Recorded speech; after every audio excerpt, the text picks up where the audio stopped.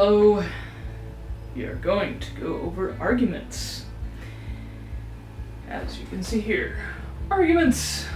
What are they really, and where can we find them? So, arguments themselves have had a bad case over time. Arguments have since become known as, or an example of, when two people are fighting, trying to win a particular case. That's not really what arguments are. An argument is about two or more people trying to persuade one another their side. Not necessarily winning, as opposed to just having a discussion. Trying to come to a consensus whether one particular topic is more right than the other, or a consensus to agree to disagree, which is a lot of the case. And so then arguments can be found everywhere. It's not the misconception of a battle of words or wit or hollering at another. We'll get into that later in another video, but that's actually what arguments are, is just having a discussion. For example, if you and a couple of your friends gone to see a movie or went to a concert, then the discussion thereafter are your likes, your dislikes. Maybe some of you agree, maybe you disagree over what was liked and what wasn't. That is an argument. It's a discussion, to be sure, but it is still a claim that something was good or bad, and then the discussion that follows, based on certain qualifiers. Now, when it comes to writing, we don't really get into the weeds of that, unless we have a disclaimer saying this is our opinion.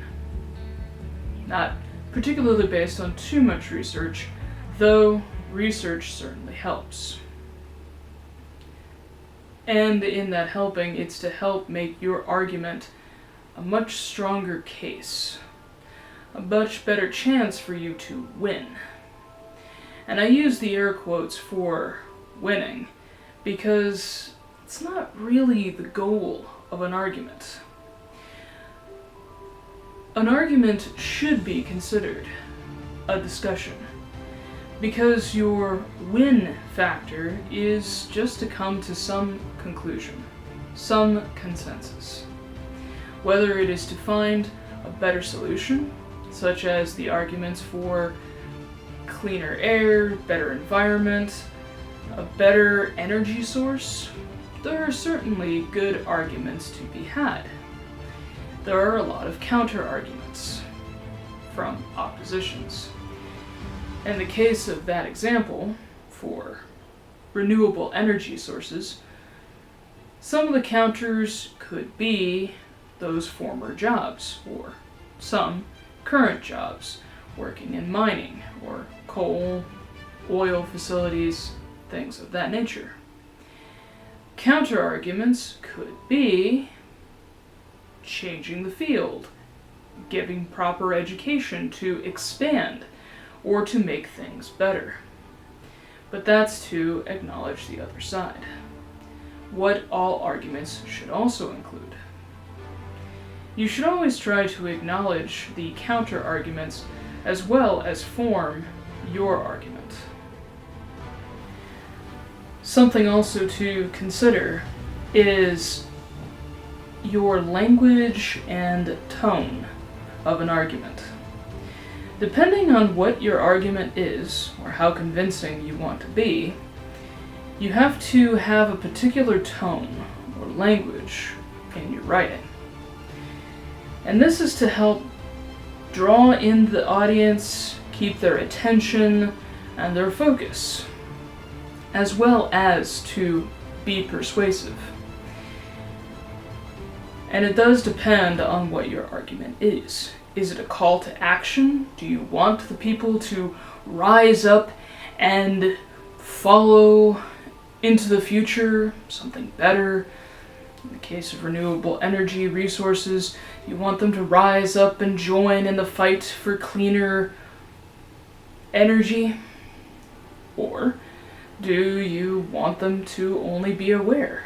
So it's more of an informational tone, such as what I may be using for this particular video.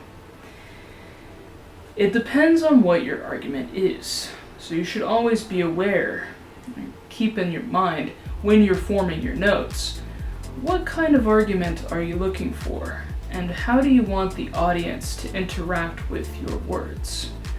Do you want them to feel passionate about something and cause them to go out and do something? Or do you just want to be informational and maybe have subtle persuasion to guide them to that thinking on their own? It all depends. The only other part that we haven't discussed is the research. Not a lot of people like researching into particular arguments, but that is the meat of an argument.